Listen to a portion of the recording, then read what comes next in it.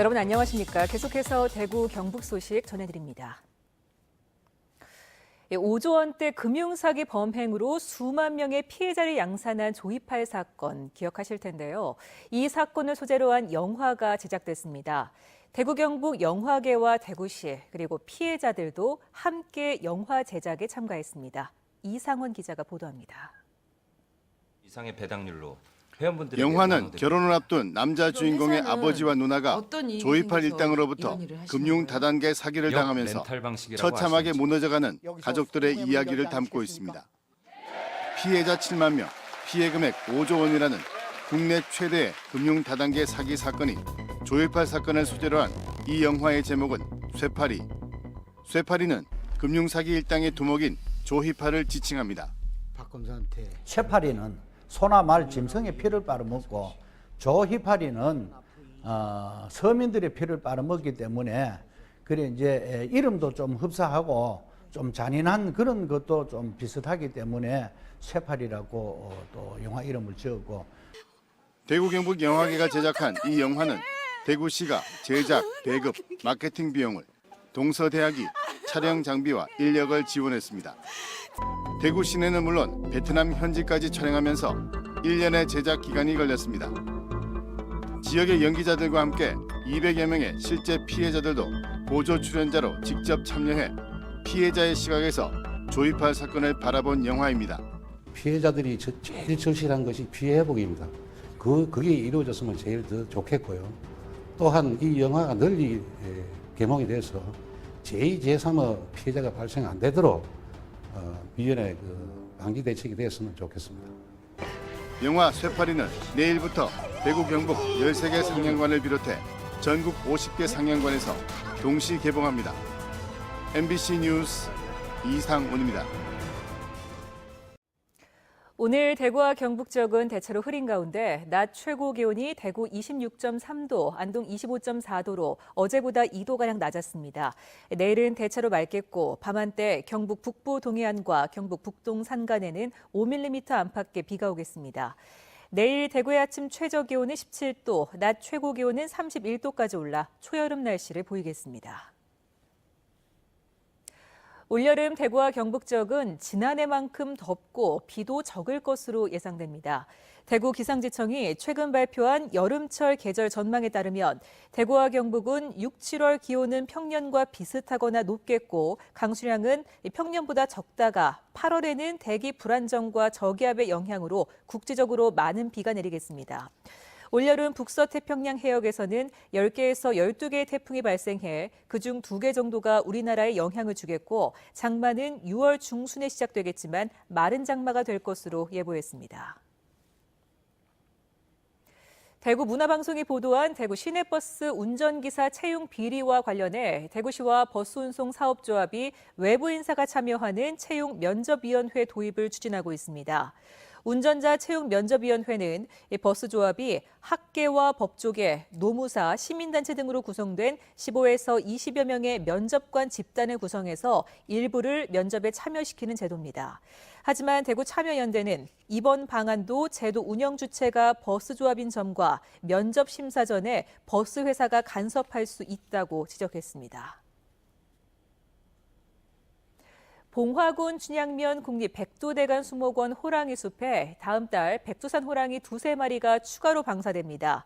산림청에 따르면 백두산 호랑이 암컷 2마리와 수컷 1마리의 건강 검진 결과 2마리는 건강에 문제가 없지만 1마리는 간 수치가 높은 상황이라 산림청은 의료진의 최종 판단에 따라 이송 대상 포함 여부를 결정할 계획입니다. 지난 1월 봉화 백두대간 수목원에 백두산 호랑이 2마리가 이송됐지만 1마리가 이송 9일 만에 폐사됐습니다. 포항 영일대 해수욕장에 해상 케이블카가 설치돼 관광 자원화됩니다. 포항시는 민자 500억 원을 들여 여객선 터미널에서 환호공원 전망대를 연결하는 길이 1.85km의 10인승 해상 케이블카 50대를 오는 2019년까지 설치하겠다고 밝혔습니다. 지난달 민간 제안서를 접수한 포항시는 오는 8월 제3자 공모와 사업 시행자를 선정하고 도시관리 계획을 변경한 뒤 내년 4월 착공해 오는 2019년 4월에 완공할 계획입니다. 구미에서 3D 프린팅 관련 전시회가 열립니다. 내일부터 사흘간 구미코에서 열리는 제4회 국제 3D 프린팅 코리아 엑스포에는 10개국 70여 개 3D 프린팅 업체가 참여해 3D 프린팅과 전자산업의 방향을 보여줄 예정입니다. 관람객이 직접 3D 프린팅을 배우고 체험하는 행사와 국내 최초의 3D 프린팅 신소재 패션쇼도 열릴 예정입니다. 성서 산업단지 채용 박람회가 오는 26일 열립니다. 성서 산업단지 관리공단과 대구 테크노파크가 주관하는 이번 박람회에는 대구의 22개 기업이 참가해 현장 면접을 통해 120명을 채용할 계획입니다. 채용 분야는 생산직과 기술직, 품질 관리, 격리직 등으로 기계와 금속, 전자, 섬유, 식품 제조 등 다양한 업종에서 새 일자리를 제공합니다.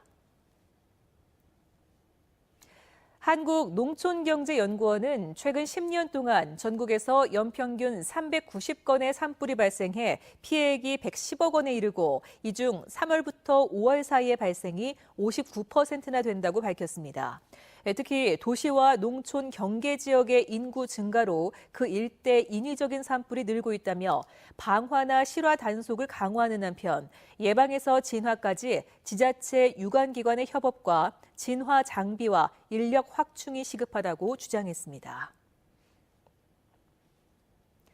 대구 중부경찰서는 인터넷 중고장터에 스마트폰을 싸게 판다는 글을 올려 구매자로부터 돈만 받아 가로챈 혐의로 19살 A군을 구속했습니다. 경찰에 따르면 A군은 지난 2월부터 인터넷 중고장터에 스마트폰을 시가보다 저렴하게 판다는 글을 올린 뒤 구매 의사를 밝힌 16살 B군 등 21명에게서 605만 원을 받아 가로챈 혐의를 받고 있습니다.